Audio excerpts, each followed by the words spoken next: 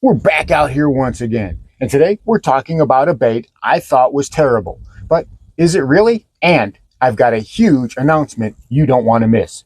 Stick around, you're gonna like this one. Oh, golly, you were saying? There's another giant right there. Holy cow. Wow. Yeah.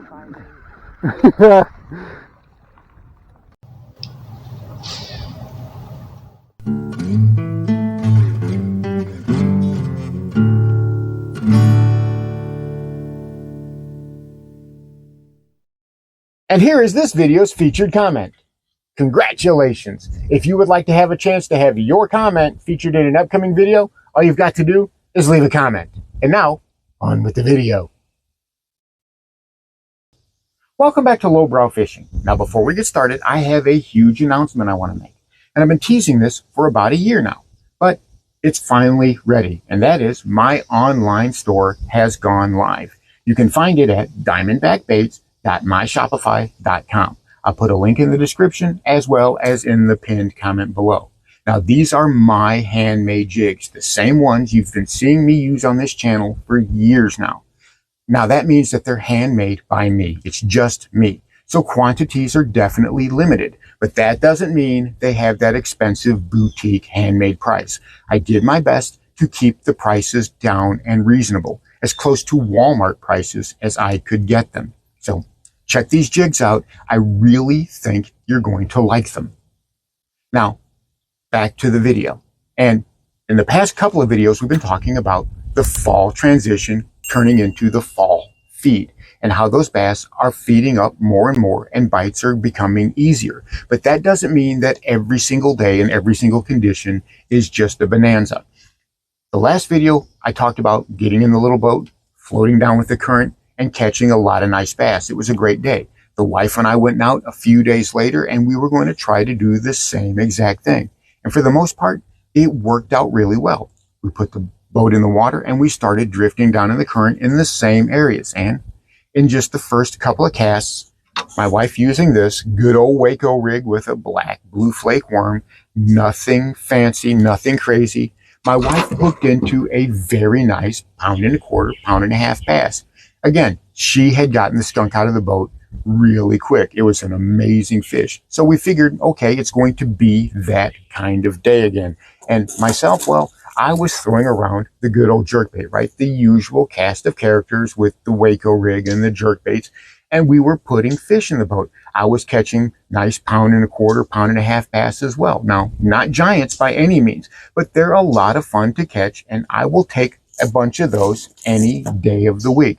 But as the day wore on, the conditions changed, and the sky grew dark, and that wind began to swirl. Now, the bass in the big lake, whenever the sky gets dark and there's a storm on the horizon, they tend to shut down for a bit, especially when that wind starts to swirl. They really don't like a swirling wind. So we went from having a great time on the water to not getting any bites for an extended period of time. It turned into a grind. And the day wore on, and we decided, okay, let's go ahead and call it. This is going to be where we wrap it up.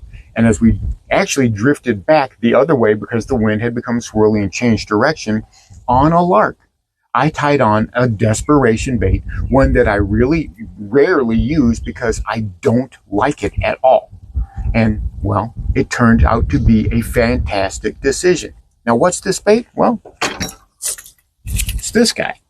This is a Lucky Craft screw pointer. It's a spy bait. Now, a lot of guys will tell you, and we've all heard it, when you're having a rough day out on the water, when you're not catching any fish, tie on a spy bait, right? That's what they say. A spy bait will work. You catch fish no matter how tough it is. But my experience has been exactly the contrary. I've tried it for years now and not able to catch hardly any fish on a spy bait.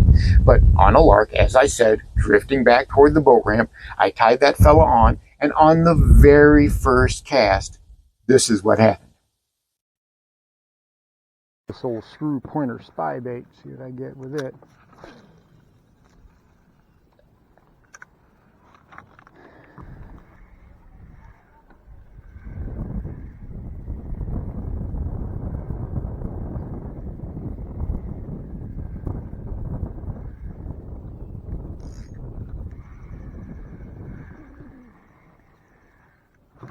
Ooh, that's good. That's a good one, honey.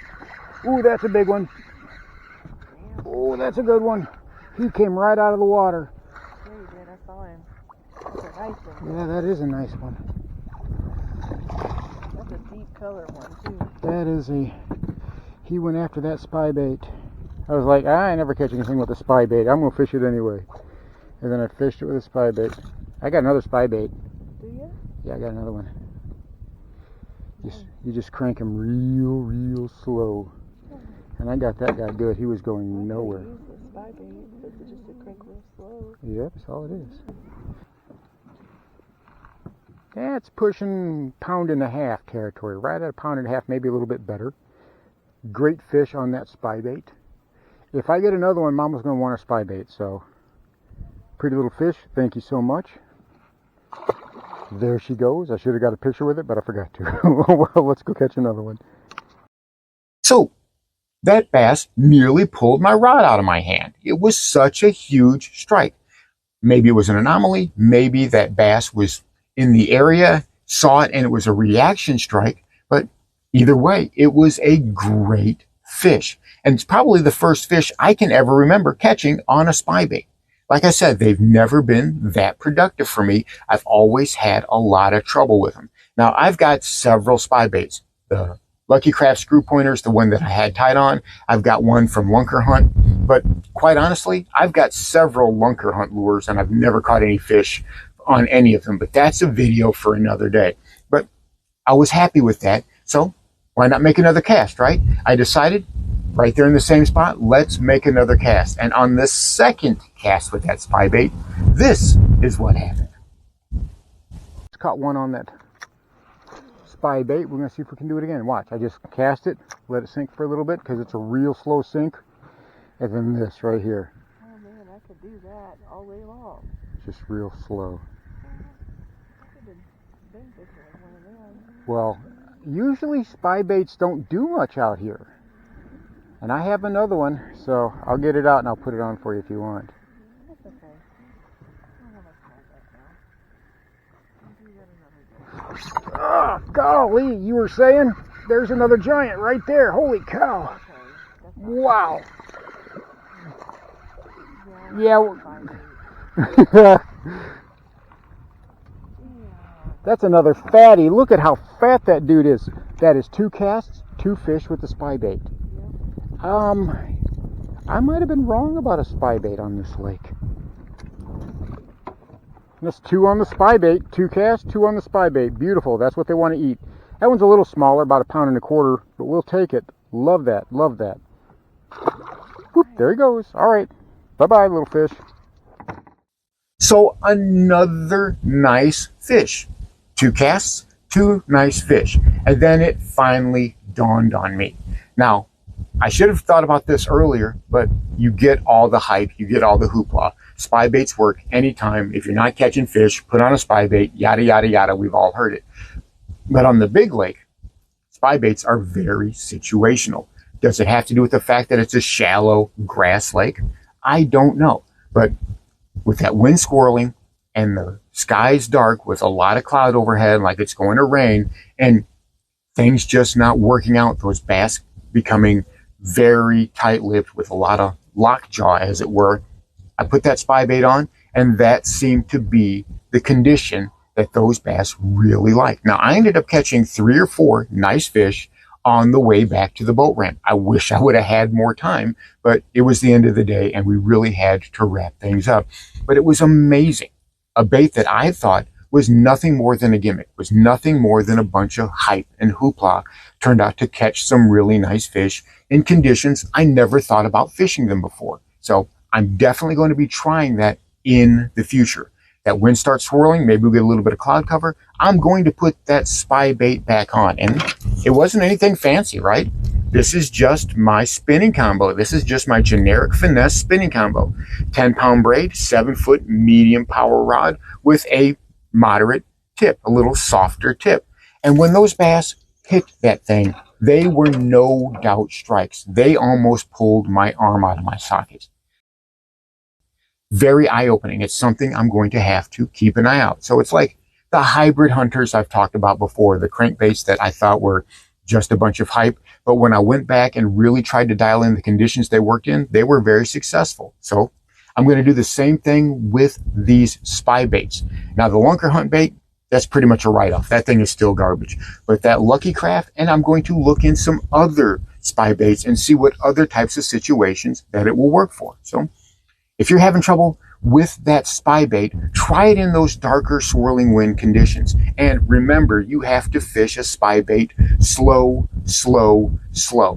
Because if you don't, well, you can blow them out real easily. That's something that I found out. Instead of having that wobble when they come to the water, they'll flop to the side and just come at you like a stick. So you have to fish them slow so they stay where they're at in the water column, because they have a tendency to rise very easily. And they also, like I said, you'll blow them out and they don't work so well. But you can bet, from now on, I'm going to have a lot more respect for a spy bait. So there you have it. While a spy bait may not be the magic bait that everybody's looking for, they can be highly effective in the right situations.